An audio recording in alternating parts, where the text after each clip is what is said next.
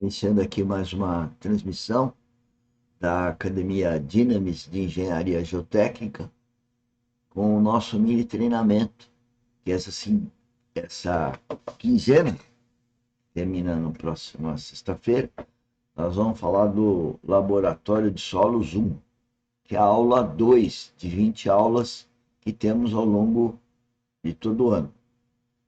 Nessa aula, nós tratamos do peso específico natural, teor de umidade e peso específico dos grãos, índices físicos importantíssimos para conhecer de cada solo, que vai dar origem, então, a todo o maciço, quer seja de fundação, remanescente de terraplanagem, e qualquer obra de geotecnia, qualquer casa, qualquer muro de arrimo, qualquer estrada, qualquer rodovia, ferrovia, nós precisamos saber esses parâmetros dos solos.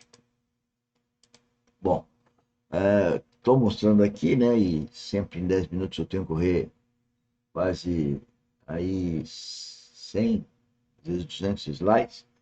E sempre eu quero destacar que a nossa visão é do empreendedorismo geotécnico. Portanto, quem trabalha conosco, quem faz gestão, tem que fazer o acompanhamento do trabalho de campo, né?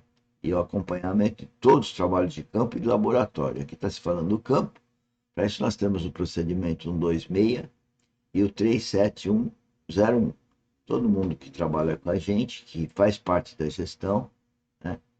E quem faz os produtos também deve conhecer esses procedimentos. E os procedimentos, então, vão dizer toda a questão de gestão, de como deve acompanhar diariamente os resultados dos ensaios de campo ou de laboratório. Nós temos fluxo financeiro operacional, né, na base da plataforma Teams, onde devem me mostrar todos os trabalhos, todos os dias, né, não só ver no campo se está seguindo procedimentos, mas apresentá-los para mim no FFO, fazendo parte do procedimento de quem faz gestão, né? Portanto, quem faz gestão tem a responsabilidade de conhecer esses procedimentos e desenvolvê-los e apresentando para nós, como cliente, como AGO, assessoria geotécnica, como supervisor, como contratante, esses trabalhos. E esses trabalhos não só ligados à parte técnica, mas à parte de gestão também financeira. Com esses valores, né, de investigação, a gente define as camadas, como sempre eu repito.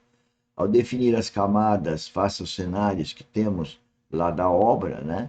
Definindo as camadas, as coletas de amostras, né? Aí tá, as coletas são definidas para definir o perfil e caracterizar, então, os tipos de solo, argila, silt, areia, né? Das suas denominações corretas, sempre solos úmidos, com umidade, umedecido, na cor certa, tem uma escala de cores internacional, e nós fazemos esse ensaio no campo e depois no laboratório com o geólogo. E aí sai o PGG, né? E esse perfil, então, definido os pontos de coleta, nós coletamos as amostras e vamos para os ensaios de laboratório. E nesse curso, nós estamos só falando dos ensaios de umidade natural, peso específico natural e peso específico dos grãos, mas essa toda é a cadeia de acompanhamento de trabalho para chegar nas amostras, para as amostras então representar camadas, e nós estamos aqui passando todo esse caminhamento para chegar propriamente dito nos ensaios, né, que está dizendo como trabalhar conosco, que é seguir esses procedimentos, e esses procedimentos eu repito toda hora, que é exatamente para treinar aquele que trabalha já conosco, né, e aquele que queira vir a trabalhar conosco. A oportunidade sempre está de pé. E aí, então, para definir os parâmetros geotécnicos, envolvemos aí a história do conhecimento trino para definir de parâmetros, e com esses parâmetros nós vamos, então, fazer o dimensionamento do que for o caso fazer. Chegamos aqui com muita rapidez, né, aqui no fim dessa aula, então eu vou continuar aqui, é, e porque nós estamos uma aula atrasado mesmo. Então, aqui nós estamos falando desse livro, né, esse livro de curso básico de mecânica dos solos, que é fundamental tanto para os nossos gestores, tanto para quem faz os produtos, de conhecer, de ler e, de novo, às 16 horas, todo dia, estou disponível para a gente poder falar dessas dúvidas e desse rico conhecimento que existe nesses livros. E o que a gente está apresentando, esse é um outro livro, Mecânica de Solos Experimental, está ligado aos ensaios de laboratório, né? Todos os índices estão aí, é sobre os ensaios de laboratório. E o problema começa no armazenamento das amostras e determinação dos índices físicos. A primeira coisa que a gente deve fazer no caso desses ensaios e de qualquer ensaio de laboratório, o problema é coleta no campo, transporte e triagem no laboratório e a guarda dos solos, né, das amostras. Nós temos amostras indeformadas que devem ir para a câmara úmida e as amostras deformadas não necessariamente.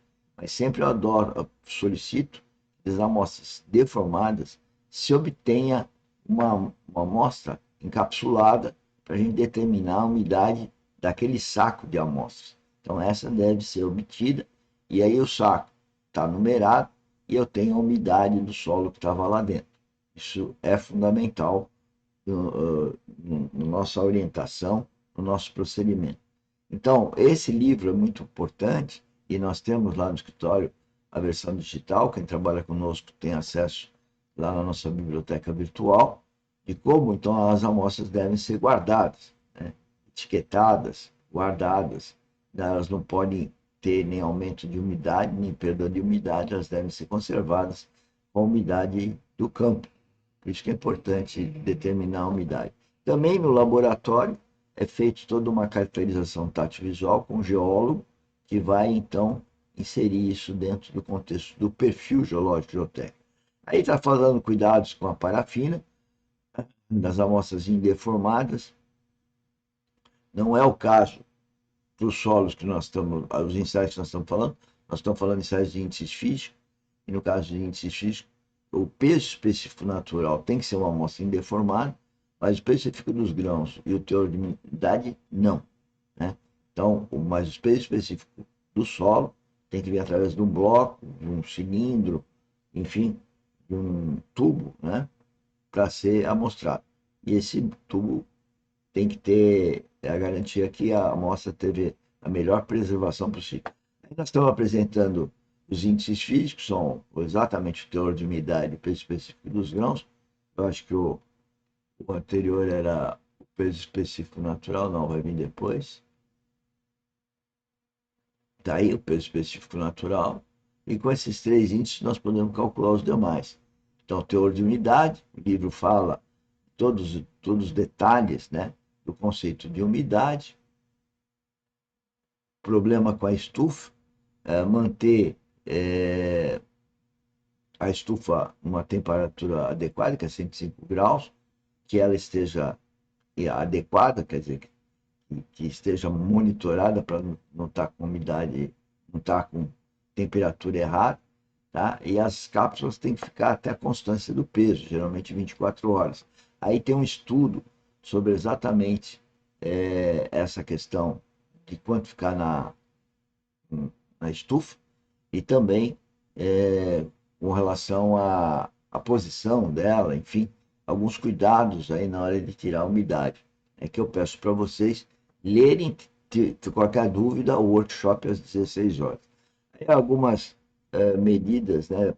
A problema de precisão das medidas, que são calculadas no laboratório, para ter uma ideia dos erros que a gente possa ter com essas medidas de teor de umidade, peso específico, e a densidade ou peso específico natural.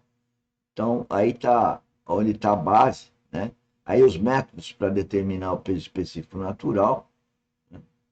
Balança hidrostática, o método da talhagem. Aí está falando da densidade dos grãos, é o ensaio mais complexo que tem, suas causas de erro. Então eu peço para vocês que trabalham conosco, né, vocês que estão no laboratório, que leiam esse texto correspondente a essa parte do livro, né, desses três ensaios, para acompanhar o nosso curso principal e também os mini treinamentos aqui. Depois vai falar